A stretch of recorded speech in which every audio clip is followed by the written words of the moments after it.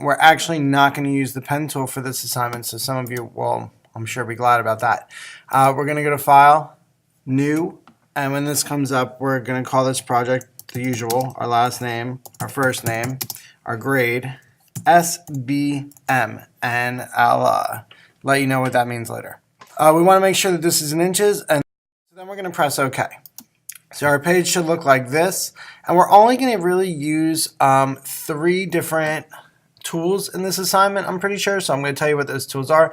The first one is the black arrow, which is called the selection tool. The second one is the white arrow, which is called the direct selection tool. And the last one is the shape tool, but we're not just going to use the rectangle. If you hold down the button, you'll see that we have access to all these shapes. I want you to stay away from the flare tool for now. We're going to maybe try it later, but for now I want you to stick with these 5 tools. The first one I want to tell you about, because these 3 are self-explanatory really. Actually, I'm going to tell you one quick thing about the ellipse tool. When we click the ellipse tool, it makes ellipses or ovals, but it's also capable of making circles if you hold down the shift button at the same time as dragging out the circle. I also wanted to show you the polygon tool, because when we use the polygon tool and we double click where we want to put it, we could change the number of sides that it has. So it starts off as a hexagon, which is a 6-sided polygon, but we could also make it a 9-sided shape by just clicking 9 there, the 9 button on your keyboard, and pressing OK, and then you can see that it comes up as a 9-side polygon. So just so you know, that's possible. Also, the star tool is similar. If you double click with the star tool, you're able to change the number of points that it has. So if I make it have 16 points, for example, it'll look more like a blast. Okay, so I just wanted to make sure that you know those things before even going into those assignments, because those are ways that we could have some fun. But I'm going to start very simply with the rectangle tool. With the rectangle tool selected, you could just make a rectangle, and this is going to be our robot's head. Okay, so that's going to be our first shape of our robot, because if I didn't say this already, you're actually making robots out of shapes. We're going to use the selection tool to move it, because I want it to be a little bit more centered while I'm drawing it, and later on I'll move it more into place. I'm going to make another rectangle with the rectangle tool, except I'm going to have it go the other way. And I'm going to start showing you how we can use the other tools to help, because you don't want a robot that's all rectangles. That's going to be boring.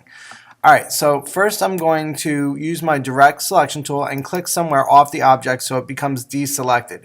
When the object is selected, if I select it with the selection tool, you'll see that it's selected, and that's signified by that blue outline. Also, while we're here, I should tell you that we could use this to transform it into, or warp it like that. I Command Z that action though, because that's not what I want to do.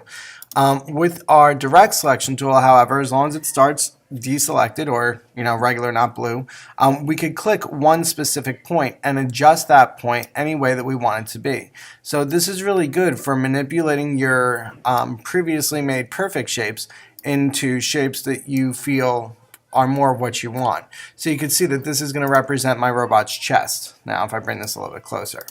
Alright, so that's how you start off manipulating your shapes. And another thing that I should show you is, let's pretend that I wanted this robot head to be a little bit longer or thinner. I could select more than one anchor point at one time and move them both. So I could make this go this way, this way. I still want it to be a rectangle in this case, however, so I'm going to put it right about there.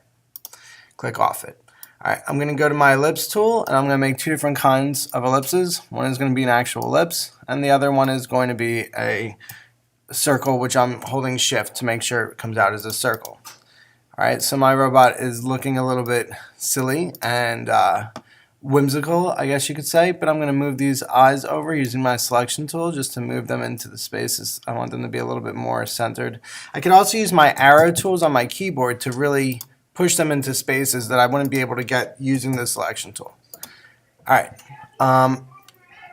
next thing I'm going to do is draw another circle, because I feel like my robot wants to be able to turn his arms, so I'm going to have him have big circular arm joints. I want that exact circle to be matched over here, so I'm going to use my selection tool and a different trick, which is also on your sidebar if you forget it. If you hold down the Alt button when you're moving something, or before you move something, it'll make a perfect duplicate of it, and you can see that I have those now put in pretty much the same places. I'm going to move this one up a little bit. I want these to appear behind my trapezoid chest shape though, so I'm going to hold down Shift and select both of them. Now I have two things selected. That's what happens when you use Shift and you're selecting multiple things. Now I can go to Object and Arrange and send them to back. This is a key thing to know about arranging your shapes, because if you want something to appear behind something else, you have to know to send it to the back. I could have also Object Send Backward, however then it would be, I would be putting them behind my eyes. We can see my two arm joints were pushed to the back. Now I'm going to use this polygon tool and double click because I actually want a triangle, which is a three-sided shape. It always gives me perfect triangles, so if I want anything other than a perfect triangle, I should deselect it and then use my white arrow to make it the kind of triangle that I want by moving those anchor points. I'm going to give this guy kind of a pointy arm. And while we're drawing our robots, by the way, it always helps if they have like a story. So for example, you should think of what your robot is made to do. Robots are always made to serve human beings. So how would your robot serve human beings by his parts? So we're going to get to that when I go further into this. But I decided that I wanted a rectangle here, and I want to tilt that rectangle using my selection tool to adjust its the way that it's positioned. All right. Okay, so there's my first little pointer, and I also want another one of these exact circles, so I'm going to alt click it, and you'll see that automatically is going behind it because it was behind it in the first place. So I just, when I moved it, it duplicated into the same position. I need one of these over here. I'm going to flip this over using my selection tool again. And I need one of these over here, and I'm just going to tilt that a little bit. I don't need it to be perfectly reflected.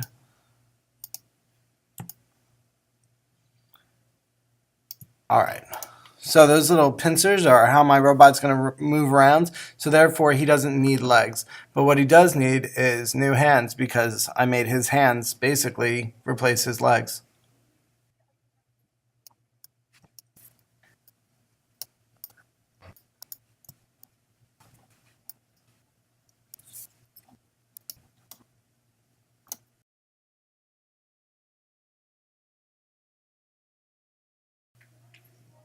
Okay, so I'm not going to finish the whole project in front of you, but that's a good way to get started. I hope you enjoyed this video. Please leave appropriate feedback and check out the next video, which is going to show you how to color him with both basic colors and gradients, and also a couple extra tricks.